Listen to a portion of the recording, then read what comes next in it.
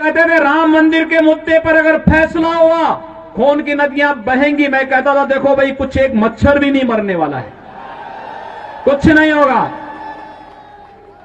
न्यायालय मेरिट के आधार पर फैसला करे, फैसले को लागू हम करेंगे।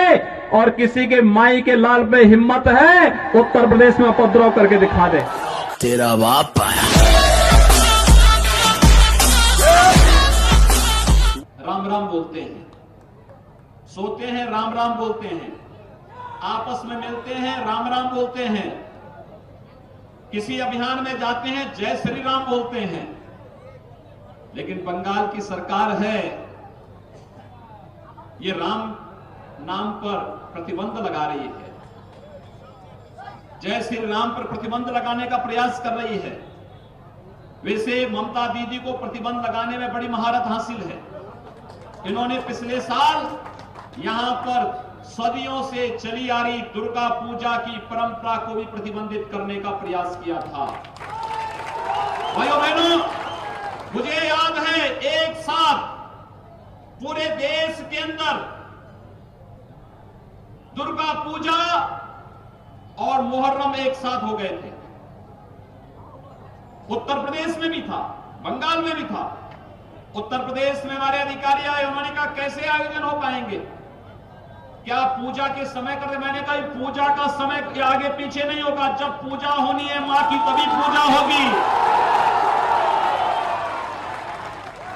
और समय बदलना है तो मुहर्रम के जुलूस के समय को बदल दो, ताजिया के जुलूस का समय बदलेगा। राम भक्त होने के नाते आज आप बड़े उत्साहित होंगे इस बात से भी कि प्रियंका गांधी राममयी हो गई है, राहुल गांधी राम भक्त बन गए हैं, अखिलेश यादव की तरफ से ट्वीट आ गया, अरविंद केजरीवाल ने ट्वीट कर दिया। अच्छी बात है। हम तो ये इस बात को बराबर कह रहे हैं कि राम सबके। तो ये राम भक्ति जागी है या आपको लगता है कुछ और है? जाए तो अच्छी बात है, अन्यथा रामलीला के किरदार में हनुमान भी है और कालनेमी भी है, हनुमान भी है और कालनेमी भी है। सबकी अपनी भूमिका, अपनी अपनी भूमिकाएं हैं।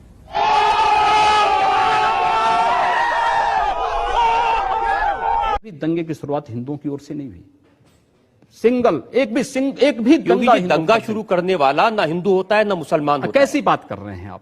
मैं सच्ची बात कर रहा हूं। आज लोग कह देंगे आईएसआईएस के साथ लड़ने वाले लोग ना हिंदू है ना मुसलमान है, फिर उनके लिए फतिया क्यों पढ़ा जा रहा है?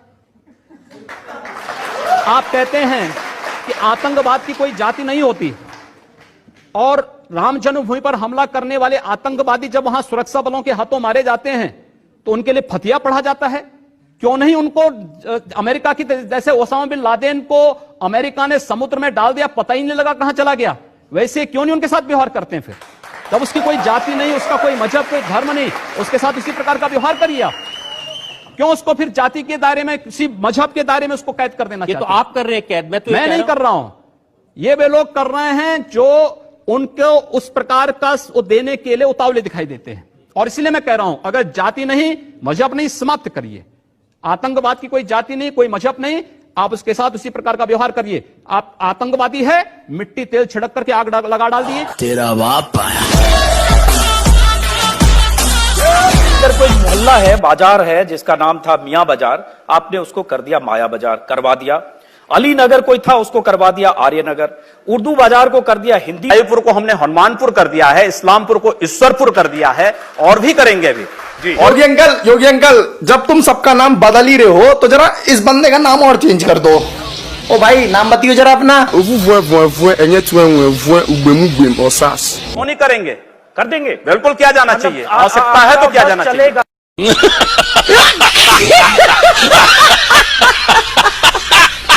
अवैधनाथ जी लगातार जुड़े रहे एक आंदोलन से, अयोध्या वाले आंदोलन से। उनके पिता तुल्य थे दिग्विजय जी।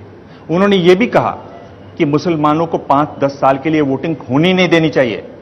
स्टेट्समेंट में खबर छपी हुई है 1950 में। एक ऐसी लाइन है जो हटकर है और जो कड़ी लाइन है। आप भी उसी तरह की बात करते हैं, तो इसी आपत्ति है? नहीं, इसीलिए आप जब मेरी परंपरा को जान रहे हैं तो फिर आपको मुझ पर आपत्ति नहीं होनी चाहिए। आपको तो मुझे अप्रिशिएट करना चाहिए कि चलिए मैं उस लाइन का अनुसरण कर रहा हूं। जो देश को तोड़ना चाहते हैं उन लोगों को हम तोड़ रहे हैं, इस पे तो आपको खुश होना चाहिए।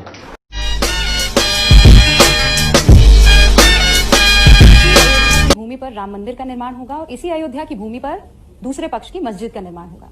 आप वहां जाएंगे? देखिए, अगर आप मुझसे एक मुख्यमंत्री के रूप में पूछेंगे तो मुझे किसी मत मजहब संप्रदाय से कोई परहेज नहीं। एक योगी के रूप में पूछेंगे तो कतई नहीं जाऊंगा। इसलिए नहीं जाऊंगा, मैं एक हिंदू हूं। एक हिंदू के रूप में मुझे अपनी उपासना विधि को व्यक्त करने और उपासना विधि के अनुसार आचरण करने का पूरा अधिकार है, लेकिन दूसरे के कार्य में मुझे जाने का कोई अधिकार नहीं है या उसमें हस्तक्षेप करने का भी कोई अधिकार नहीं है। याद रखना कि जो हम जाकर के रोजा अवतार में अन्य जगह जाके टोपी पहन करके और इस प्रकार का जो बर्ताव करते हैं ना, ये सेकुलरिज्म नहीं है। जनता भी जानती है ढोंग कर रहे हैं, जनता भी उनकी वास्तविकता को पहचानती है। तो एक योगी के नाते आप नहीं जाएंगे, एक मुख्यमंत्री के नाते? एक बात मुझे लगता तो आए थे। मुझे लगता है कि मैं वहां न वादी हूं न प्रतिवादी हूं, न वादी हूं न प्रतिवादी हूं, इसलिए न कोई मुझे बुलाएगा और न मुझे वहां जाना है। जब मुझे कोई बुलाएगा नहीं तो मुझे जाने का कोई मतलब ही नहीं होता। फिर योगी जी, अगर बुलाया गया तो आप सोच विचार करेंगे इस पर? देखिए, कोई निमंत्रण इस प्रकार का नहीं मिलने वाला है, ये मैं भी जानता हूं। जिस दिन मुझे बुला लेंगे तो बहुत सारे लोगों की सेकुलरिज्म खतरे में पड़ जाएगी। इस बात का आपको पूरा विश्वास है? इसलिए मैं जानता हूं उनके सेकुलरिज्म को खतरे में न पड़ने दूं, इसलिए चुपचाप अपना कार्य करूं और शासन की योजनाओं का लाभ बिना भेदभाव के सब लोगों तक पहुंचे। कल को 100वें दिन वैसी भी यही बात बोले हैं, वो भी सही है। वो भी हर बार जीते हैं, आप भी हर बार जीते हैं। वह भी उस तरीके से बात करते हैं, आप भी उस तरीके से बात करते हो। अब बीजेपी के भीतर वैसी हैं या वो अपनी जगह पे योगी हैं? क्या है स्थिति? देखिए, ओवैसी योगी नहीं हो सकता, नंबर एक बात। दूसरा, यह देश संविधान से चलेगा, शरीयत से नहीं। मुझे लगता है इस देश के हर नागरिक को इस बात को तय करना होगा। ओवैसी जैसे लोग देश की व्यवस्था को कुछ संकीर्ण दायरे में कैद करके रख देना चाहते हैं। वो हर जीते हैं, वो देखिए दोनों चीजें से जीतते आए हैं, मुझसे जीतते नहीं आए। नागरिकों के आप उल्लंघन कर रहे हैं। जैसे गोरखपुर, जितना निष्पक्ष चुनाव गोरखपुर में होता है उतना निष्पक्ष चुनाव हैदराबाद में होगा तो ओबीसी की जमानत जब्त हो जाए। तेरा बाप आया।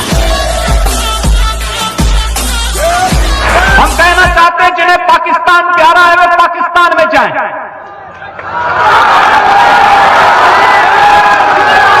जिन्हें पाकिस्तान अच्छा लगता है वो पाकिस्तान चले जाएं। हम उसको रोकेंगे नहीं, अगर वो चाहेगा तो उसको जाने का किराया भी मुहैया करा देंगे। हम पूरी व्यवस्था कर देंगे, लेकिन ये नहीं हो सकता है कि भारत के अंदर रह करके पर्व और त्योहार के नाम पर इस देश की संविधान की व्यवस्था को, देश के संवैधानिक व्यवस्था को कोई चुनौती देने का कार्य करेगा तो चेतावनी हमें स्वीकार्य नहीं है।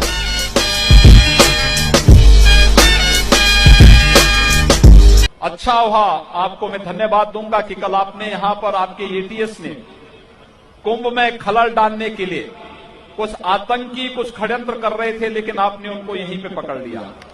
वैसे वे उत्तर प्रदेश में घुसते तो मैं उनको उत्तर प्रदेश की सीमा पे निपटा देता।